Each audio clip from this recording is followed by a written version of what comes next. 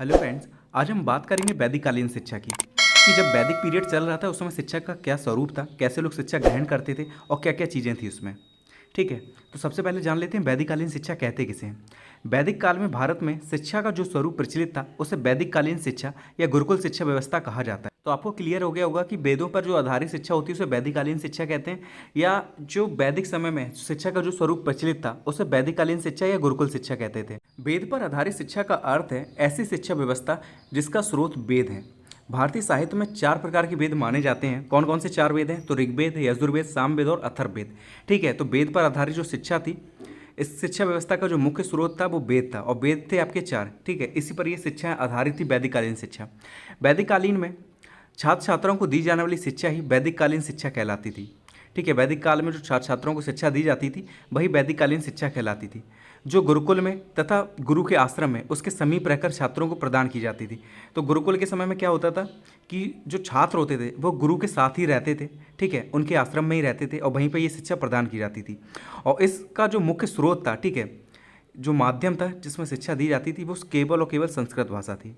ठीक है, सिर्फ संस्कृत भाषा में ही शिक्षा दी जाती थी उस समय। अब अगर क्वेश्चन आता है वैदिककालीन शिक्षा के बारे में, तो आप या तो नीचे वाली लाइनें लिख देना चाहे ऊपर वाली लिख देना। ठीक है, कोई भी लाइन याद कर लेना अच्छे से और उनके बारे में आप लिख सकते हैं आराम से। ठीक है, कि वैदिककालीन शिक्षा क्या होती है, जो वैदिक पीरियड में शिक्षा दी जाती थी, शिक्षा का जो स्वरूप प्रचलित था उसी को वैदिककालीन शिक्षा कहा जाता था।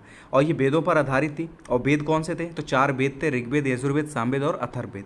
ठीक है, तो और लिख देना कि शिक्षा का जो माध्यम था वो संस्कृत भाषा हुआ करती थी। इसमें जो छात्र होते थे वो गुरुकुल में गुरु के समीप रहकर ही चीज़ों को सीखते थे। ठीक है, तो ये था आपका वैदिककालीन शिक्षा। अब हम बात करेंगे वैदिक काल की शिक्षा में मुख्य उद्देश्य। ठीक है, तो वैदिक काल की शिक्षा के जो मुख्य उद्देश्य थे वो था छात्रों की नैतिक एवं चारित्रिक विकास। ठीक है, जो छात्र वहाँ पे शिक्षा ग्रहण कर रहे हैं उनका नैतिक रूप से विकास करना, उनका चारित्रिक विकास करना। दूसरा है कि जीविकोपार्जन एवं कला कौशल की शिक्षा। ठीक है, तो जो बच्चे आपके पास पढ़ रहे हैं उस समय जो पढ़ रहे होते थे तो गुरु का मुख्य उद्देश्य यही था कि उन्हें ऐसी कला सिखाना ताकि वो जीविकोपार्जन कर सकें। ठीक है, अपना जीवन जीना सीख जाएं। ठीक है, व्यवसाय कर लें या कैसे भी कर लें। ठीक है, अपना जीवन यापन करना सीख जाएं, ऐसी क्षमता का विकास करना। ठीक है, तीसरा था दायित्वों के निर्वाह की क्षमता, मतलब उत्तरदायित्व लेना वो सीख लें, ऐसी चीज़ों का विकास करना ताकि वो रिस्पॉन्सिबिलिटी लेना सीख लें चीज़ों की। ठीक है, फिर है कि व्यक्तित्व का विकास करना, तो व्यक्तित्व के बारे में आप अच्छे से जानते हैं, पर्सनैलिटी का विकास करना उनकी। फिर है सामाजिक कुशलता का विकास करना, कि समाज में रहकर वो चीज़ों को रहना सीख लें। ठीक है, खाना पीना सीख लें, उनके साथ घुलना मिलना सीख लें, तो सामाजिक कुशलता का विकास करना। ये था वैदिक काल की शिक्षा का मुख्य उद्देश्य। फिर था राष्ट्रीय संस्कृति का संरक्षण एवं प्रसार करना, मतलब जो उनकी संस्कृति है उसे वो बचाए रखें और उसका प्रचार प्रसार करें, ये चीज़ भी उन्हें सिखाई जाती थी। फिर था ईश भक्ति तथा धार्मिक भावनाओं की उन्नति एवं विकास, तो ये चीज़ें भी उनका मुख्य उद्देश्य था। वैदिक काल की जो शिक्षा थी उसमें धार्मिक शिक्षा दी जाती थी, आपको पता है, तो धार्मिक शिक्षा की उन्नति करना, उसका विकास करना भी इनका मुख्य उद्देश्य था। फिर था व्यवसायिक कुशलता का विकास, तो वो अच्छे से अपना व्यवसाय कर सकें, कोई चीज़ में उन्हें परफेक्ट बना देना ताकि वो व्यवसाय कर सकें, अपना जीवन यापन कर सकें। तो ये थे वैदिक काल की शिक्षा के मुख्य उद्देश्य। मैंने सिर्फ पॉइंट पॉइंट बताएं आपको। अगर बड़ा क्वेश्चन आता है 2 नंबर में आता है तो आप इनके अंदर कुछ भी बनाकर लिख सकते हैं। ठीक है, पॉइंट्स आपको याद रखने हैं, अंदर तो आप बनाकर लिख देंगे इसमें। ठीक है, 2 2 लाइनें 3 3 लाइनें हो ही जाएंगी सभी में। वैदिक काल के उद्देश्य हमने देख लिए, अब हम पढ़ेंगे वैदिक काल की विशेषताएं। तो वैदिक काल की पहली विशेषता थी शिक्षा प्रणाली। ठीक है, शिक्षा प्रणाली कैसी थी ये देख लेते हैं। वैदिक काल में छात्र माता पिता से अलग गुरु के घर अर्थात गुरुकुल में रहकर शिक्षा प्राप्त करते थे। गुरु मौखिक प्रवचन द्वारा शिक्षा प्रदान करते थे और छात्र सुनने के पश्चात मनन और तथा चिंतन करते थे। कहने का मतलब शिक्षा प्रणाली कैसी थी, तो वहाँ पर वैदिक काल में क्या होता था, जो माता पिता के पास बच्चे नहीं रहते थे, ठीक है, वो गुरु के घर पे रहते थे, या कह सकते हैं गुरुकुल में रहते थे, वहाँ पर रहकर शिक्षा प्राप्त करते थे। और कैसे शिक्षा दी जाती थी, तो जो गुरु होते थे वो मौखिक प्रवचन देते थे। ठीक है, लिखाते खाते कुछ नहीं थे, मौखिक प्रवचन देते थे, छात्र क्या करते थे, उन्हें सुनते थे, उसके बाद उस पर मनन और चिंतन करते थे। तो ऐसी शिक्षा प्रणाली थी उस। फिर है शिक्षण संस्थाएं। शिक्षण प्रदान करने का कार्य गुरुकुल या ऋषि आश्रम में किया जाता था, मतलब जो शिक्षण दिया जाता था वो या तो ऋषि के आश्रम में दिया जाता था या गुरुकुल में दिया जाता था। वैदिक काल में गुरुकुल प्रणाली ही प्रचलित होती थी। अगर पूछा जाए कौन सी प्रणाली चलती थी, तो गुरुकुल प्रणाली चलती थी। गुरुकुल प्रायः शांत वातावरण में स्थित होते थे। ये नगरों से दूर शांत एवं स्वच्छ वातावरण में बनाए जाते थे। गुरु को छात्र का आध्यात्मिक पिता माना जाता था। अगर पूछा जाए कि दोनों के बीच में रिश्ता कैसा होता था, तो पिता और पुत्र का होता था रिश्ता। ठीक है, गुरु के बीच में और जो शिष्य होते थे उनके बीच में। ठीक है, पिता और पुत्र का रिश्ता माना जाता है, वो आध्यात्मिक पिता माने जाते थे जो गुरु होते थे। गुरुकुलों के अतिरिक्त परिषद सम्मेलन तथा ऋषि आश्रमों में भी शिक्षा दी जाती थी। परिषद जो होते थे वो उच्च शिक्षा के केंद्र होते थे। ठीक है, जो आश्रम वगैरह हैं वो निम्न शिक्षा के केंद्र है, जबकि परिषद जो होते हैं वो उच्च शिक्षा के केंद्र होते थे। ठीक है, अगर शिक्षण संस्थाओं की बात की जाए तो जो शिक्षण दिया जाता था वह तो ऋषि आश्रम में देते थे या गुरुकुल में देते थे। और गुरुकुल बनाए कहाँ जाते थे? तो शांत वातावरण में, जंगलों में। ठीक है, जंगलों अंगलों में बनाए जाते जहाँ पे शांत वातावरण होता था, नगर से दूर रहते थे, शांति आंती रहती, स्वच्छ वातावरण होता था। तो ऐसे स्थान पर ये गुरुकुल बनाए जाते थे। और जो गुरु होता है उसे छात्र का आध्यात्मिक पिता माना जाता था उस समय। इतनी चीज़ें याद रखना। तीसरा पॉइंट है आपका पाठ्यक्रम। तो उसमें पाठ्यक्रम क्या हुआ करता था? तो पाठ्यक्रम में राजनीति शास्त्र पढ़ते थे बच्चे, समाज शास्त्र पढ़ते थे, दर्शन शास्त्र पढ़ते थे, व्याकरण, ज्योतिषी एवं तर्क विज्ञान को शामिल किया जाता था। उस समय के जो पाठ्यक्रम था उसमें ये चीज़ें शामिल थीं। ठीक है, नृत्य, कला, संगीत व अभिनय आदि को भी स्थान दिया गया था। मतलब वैदिक काल में क्या था कि जो अभिनय होता था, कला होती थी, संगीत होती थी, इन्हें भी स्थान दिया गया था। लेकिन सबसे ज़्यादा राजनीति शास्त्र, समाजशास्त्र, दर्शन शास्त्र, विज्ञान, ज्योतिषी इन्हें शामिल किया गया था। स्वास्थ्य शिक्षा का पाठ्यक्रम भी विशेष स्थान देता था। मतलब जो स्वास्थ्य शिक्षा थी ये भी पाठ्यक्रम में आपके शामिल था। तो अगर पूछा जाए विशेषताओं में आप लिख सकते हैं कि पाठ्यक्रम में कौन कौन से पाठ्यक्रम में चीज़ें शामिल थी। ठीक है, तो राजनीति शास्त्र, समाजशास्त्र, दर्शन शास्त्र, व्याकरण, ज्योतिषी, तर्क विज्ञान, संगीत, कला, अभिनय, इनको भी स्थान दिया गया था और स्वास्थ्य शिक्षा को भी स्थान दिया गया था। अब बात करेंगे परीक्षाओं की। तो उसमें परीक्षाएं कैसे होती थी? परीक्षाएं मौखिक रूप में प्रतिदिन होती थी। दूसरा पाठ पढ़ाने से पूर्व पढ़ाए गए पाठ की मौखिक परीक्षा ली जाती थी। मतलब उस समय जो परीक्षाएं होती थी वो मौखिक रूप से होती थी, क्योंकि पढ़ाया भी मौखिक रूप से ही जाता था। तो परीक्षाएं भी मौखिक रूप से होती थी। और कैसे होती थी? जब भी टीचर नया पाठ शुरू करता था तो पहले वाला जो पाठ होता था उसके बारे में परीक्षा लेता था। ठीक है, उससे रिलेटेड जो भी क्वेश्चन वगैरह होते थे वो पूछता था बच्चों से, बच्चे सही सही जवाब दे देते थे। उसके बाद वो अगला जो चैप्टर होता था उसे शुरू करता था। तो ऐसे परीक्षाएं होती थी, हर दिन परीक्षाएं होती थी जब भी कोई नया चैप्टर शुरू किया जाता था। नेक्स्ट पॉइंट है अनुशासन। गुरुकुल में छात्र पिता पुत्र की तरह रहते थे, इसलिए छात्र आत्म अनुशासित होते थे। दंड केवल छात्रों को प्रायश्चित स्वरूप दिया जाता था। स्व अनुशासन की प्रथा थी। छात्र गुरु के प्रति आज्ञाकारी व विनम्र होते थे। कहने का मतलब है जो अनुशासन की अगर बात की जाए तो उस समय जो बच्चे होते थे वो अनुशासन में रहते थे। ठीक है, स्व अनुशासन की प्रथा चलती थी उस समय। और जो पिता पुत्र का संबंध होता था इसलिए भी थोड़े अनुशासन में रहते थे। और जब पिता पुत्र का संबंध होगा तो जो बच्चे होंगे वो आज्ञाकारी भी होंगे और विनम्र भी होंगे। ठीक है, तो ये था अनुशासन के रूप में। नेक्स्ट पॉइंट है आपका स्त्री शिक्षा। वैदिक युग में स्त्रियों को शिक्षा प्राप्त करने की पूर्ण स्वतंत्रता थी। ठीक है, तो अगर वैदिक युग की बात की जाए तो शिक्षा जो स्त्रियों को दी जाती थी पूरी तरीके से दी जाती थी। लेकिन ये बाद में ऐसा हुआ कि जो स्त्री शिक्षा पर रोक लगा दी गई। लेकिन वैदिक युग में ऐसा नहीं था, वे बिना किसी भेदभाव के शिक्षा ग्रहण कर सकती थी। उन्हें भी पुरुषों के समान समस्त शिक्षा के अधिकार प्राप्त थे। ठीक है, तो अगर स्त्री शिक्षा का पॉइंट याद रखना कि उस समय जो स्त्रियों को शिक्षा प्राप्त करने की पूरी स्वतंत्रता थी, वे बिना किसी भेदभाव की शिक्षा ग्रहण कर सकती थी। ठीक है, नेक्स्ट पॉइंट है गुरु शिष्य संबंध। तो गुरु शिष्य संबंध आप देख ही चुके हैं कैसे होते हैं। तो वैदिक युग में गुरु तथा शिष्य का संबंध अत्यंत निकटता व घनिष्ठता का होता है। दोनों एक परिवार के सदस्य के रूप में रहते थे। छात्र गुरु के साथ प्रति बड़ी श्रद्धा और एवं सेवा का भाव रखते थे। तो कहने का मतलब है पिता पुत्र का संबंध था दोनों के बीच में। ठीक है, दोनों बड़े एक दूसरे के प्रति श्रद्धा और सेवा भाव रखते थे। ठीक है, परिवार के सदस्य के रूप में रहते थे, काफ़ी एक दूसरे से मिले जुले रहते थे। तो ऐसा संबंध होता था उस समय। नेक्स्ट था कि उपनयन संस्कार क्या है। ठीक है, कई बार क्वेश्चन पूछा जाता है एग्जाम में कि उपनयन संस्कार से आप क्या समझते हैं। उपनयन का जो शाब्दिक अर्थ होता है वो होता है गुरु के समीप ले जाना। ठीक है, उपनयन का शाब्दिक अर्थ क्या होता है? तो गुरु के समीप ले जाना। यह संस्कार प्रत्येक वर्ग के छात्र के लिए अनिवार्य था, परंतु शूद्रों का उपनयन संस्कार नहीं हो सकता था। यह संस्कार उस समय होता था जब छात्र गुरु के संरक्षण में वैदिक शिक्षा आरंभ करता था। उपनयन का शाब्दिक अर्थ है पास ले जाना या गुरु के समीप ले जाना। बालक गुरु से प्रार्थना करता है, मैं ब्रह्मचर्य जीवन व्यतीत करने आपके पास आया हूँ, मुझे ब्रह्मचारी बनने दो। गुरुजी पूछते हैं तुम किसके ब्रह्मचारी हो? बालक उत्तर देता है आपका। और अभिभावक छात्र को गुरु को समर्पित कर देता है। ठीक है, तो उपनयन संस्कार क्या होता है आप समझ गए होंगे कि जब बालक अपना घर छोड़कर, ठीक है, अपने माता पिता का घर छोड़कर गुरु के समीप जाता है शिक्षा ग्रहण करने, तब उसका उपनयन संस्कार होता है। ठीक है, और ये प्रत्येक वर्ग के छात्रों के लिए अनिवार्य था, सिर्फ शूद्रों का छोड़कर। ठीक है, जो शूद्र थे उनका उपनयन संस्कार नहीं हो सकता था, बाकी सभी का होता था। यह संस्कार उस समय होता था जब छात्र गुरु के संरक्षण में वैदिक शिक्षा आरंभ करता था। ठीक है, जब वो वैदिक शिक्षा आरंभ करने वाला होता है तब यह संस्कार किया जाता है। ठीक है, और वो क्या पूछता है कि मुझे ब्रह्मचर्य जीवन व्यतीत करना, मैं आपके पास आया हूँ, मुझे ब्रह्मचारी बनने दो। ठीक है, तो गुरु जी पूछते हैं कि तुम किसके ब्रह्मचारी हो? तो बालक कहता है आपका। तो वो अपने आप को समर्पित कर देता है गुरु को। तो ये होता है उपनयन संस्कार। उपनयन संस्कार से पहले छात्र शूद्र कहलाता था तथा इस संस्कार के बाद द्विज। ठीक है, पहले क्या कहलाता है, कोई भी बच्चा शूद्र कहलाता था जब तक उसका उपनयन संस्कार नहीं होता है, लेकिन जब उपनयन संस्कार हो जाता है तो उसे द्विज कहा जाता है। गुरु छात्र को पहले गायत्री मंत्र का उपदेश देता है। ठीक है, गुरु क्या कहता है, छात्र से कहता है पहले गायत्री मंत्र का जो उपदेश देता है कि गायत्री मंत्र पढ़ के दिखाओ, और इसके बाद वह शिक्षा का ज्ञान देना प्रारंभ करता है। उपनयन संस्कार की आयु देखिए, प्रत्येक जो वर्ग था उसकी अलग अलग आयु थी कि कब उपनयन संस्कार होगा। तो जो ब्राह्मण होते थे उनके लिए जो एज थी वो थी 8 वर्ष, क्षत्रियों के लिए थी 11 वर्ष, जबकि वैश्यों के लिए ये 12 वर्ष थी। क्वेश्चन पूछ सकता है आपसे कि वैश्यों के लिए जो उपनयन संस्कार की आयु कितनी निर्धारित की गई थी उस समय, तो 12 वर्ष थी। ऐसे करके तीनों का याद रखना। अध्ययन काल की साधारण अवधि 12 वर्ष थी। 24-25 वर्ष की आयु तक अध्ययन पूरा कर ब्रह्मचारी गृहस्थ आश्रम में प्रवेश करने योग्य हो जाता था। ठीक है, तो 24-25 की जैसी एज होती थी बच्चे की, तो वो क्या होता था, वो ब्रह्मचारी की जगह गृहस्थ आश्रम में प्रवेश कर जाता था। आपको पता होगा कि 4 आश्रम होते थे, पहले ब्रह्मचर्य होता है, फिर गृहस्थ होता है, ठीक है, ऐसे करके वानप्रस्थ होता है, फिर संन्यास होता है, ऐसे करके 4 आश्रम होते हैं और सबकी एज फिक्स होती है। तो पहले आपका ब्रह्मचर्य चलता है, उसके बाद जो बच्चा होता है जैसे 24-25 की एज में आता है वो गृहस्थ आश्रम में प्रवेश कर जाता है। तो उपनयन संस्कार के बारे में आप इतना लिख सकते हैं। ठीक है, वैसे एक या दो नंबर, एक ही नंबर में पूछेगा ये, तो उपनयन संस्कार के बारे में आप लिख सकते हैं कि वैदिक काल का प्रमुख संस्कार। और विशेषताएं देख लेते हैं थोड़ी बहुत कि वैदिक युग में जो प्रचलित शिक्षा थी उसकी सबसे अहम बात यह थी कि शिक्षा पूरी तरह से राज्य के नियंत्रण से मुक्त थी। मतलब शिक्षा पर किसी का अधिकार नहीं था। ठीक है, जैसे नहीं कि कोई गवर्नमेंट चला रही हो शिक्षा तब चलेगी, ऐसा कुछ नहीं था। ठीक है, तो राज्य के नियंत्रण से पूरी तरह से मुक्त थी।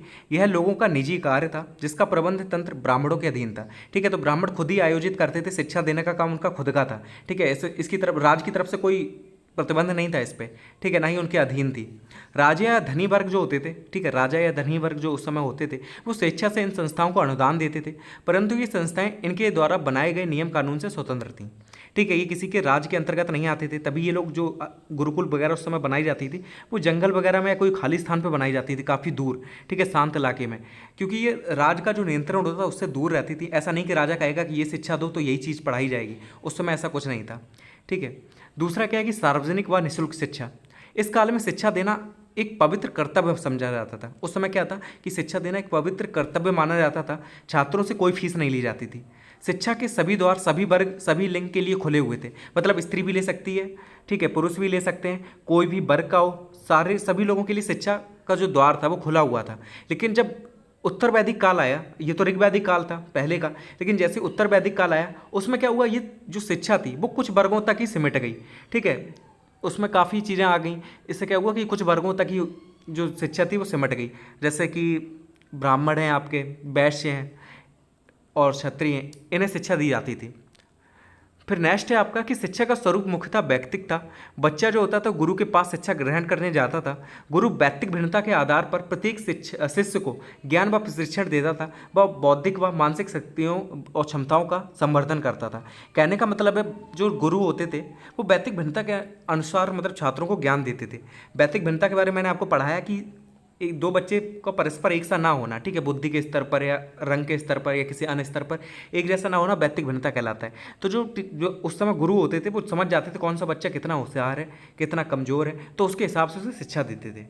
फिर नेक्स्ट पॉइंट है कि शिक्षा पुस्तकीय ना होकर व्यवहारिक थी। ठीक है, पुस्तक से तो टीचर पढ़ाता नहीं था, उस समय पुस्तकें चलती भी नहीं थी, तो वो क्या होता था, जो भी ज्ञान देता था वो व्यवहारिक होता था। ठीक है, मौखिक रूप से आपको पढ़ा रहा है तो जो भी उसका ज्ञान है वो व्यवहारिक है।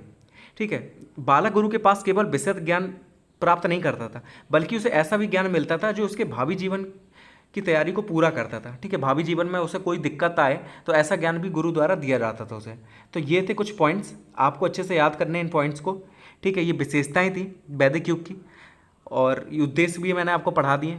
अब कुछ इंपॉर्टेंट पॉइंट्स देख लेते हैं। देखिए, ये चीज़ एक नंबर में पूछी जाती है एग्जाम में और कई बार पूछी गई है, इसलिए इसे अच्छे से याद कर लेना कि उस समय जो एक वेद का ज्ञाता होता था उसे स्नातक कहते थे। ठीक है, जैसे एक वेद का ज्ञान है उसे स्नातक कहते थे। जैसे 2 वेद का ज्ञान होता था उसे हम लोग वसु कहते थे। जैसे 3 वेदों का ज्ञान है उसे रुद्र कहते थे। और उसे 4 वेदों का ज्ञान होता है, मतलब 4 वेद होते हैं आपके, चारों का जिसे ज्ञान है उसे आदित्य कहते थे।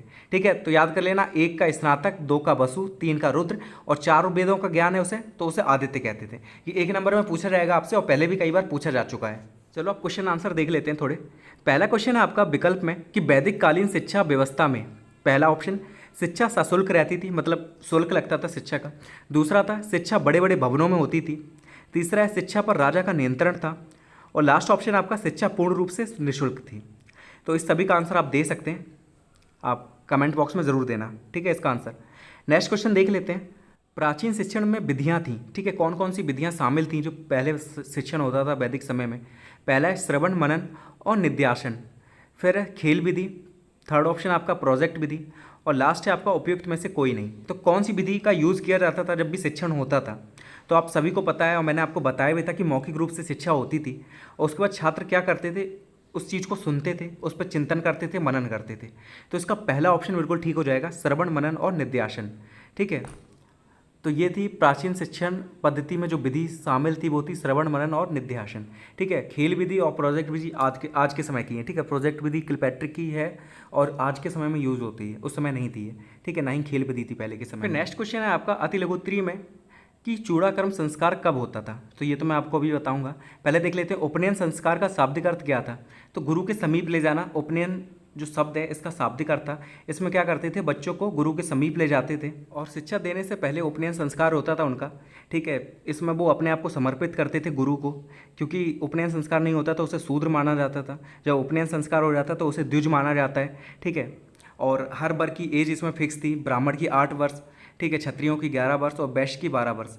तो उपनयन संस्कार के बारे में आपको लिख देना है। फिर है कि वैदिक शिक्षा को गुरुकुल प्रणाली क्यों कहा जाता है? क्योंकि उस समय जो शिक्षा के प्रमुख केंद्र थे वो गुरुकुल थे, ठीक है। तो गुरुकुल में शिक्षा दी जाती थी, इसलिए इसे गुरुकुल प्रणाली के नाम से भी जाना जाता है, लिख सकते हैं। फिर आया आपका चूड़ाक्रम संस्कार कब होता था? देखिए वैदिक काल में लगभग 16 संस्कार हुआ करते थे, लेकिन सिर्फ जो संस्कार इंपॉर्टेंट है जो आपके सिलेबस में खाली मैं वही पढ़ा रहा हूँ, ठीक है।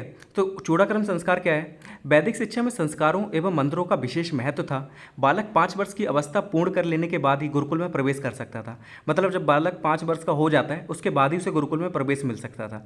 5 वर्ष की अवस्था में चूड़ाक्रम संस्कार किया जाता था, जिसे विद्यारंभ संस्कार भी कहते हैं। तो याद रखना, चूड़ाक्रम संस्कार को ही विद्यारंभ संस्कार भी कहते हैं। और ये कब शुरू होता है? तो 5 वर्ष की अवस्था में चूड़ाक्रम संस्कार किया जाता है, ठीक है। इस संस्कार के बाद बच्चे की गृह शिक्षा शुरू होती है। मतलब घर में, आपको पता है कि पहले बच्चे को घर में शिक्षा दी जाती है, उसके माता पिता देते हैं। तो जो गृह शिक्षा है वो तभी शुरू होती थी जब चूड़ाक्रम संस्कार हो जाता है, ठीक है। इसे विद्यारंभ संस्कार भी कहते हैं।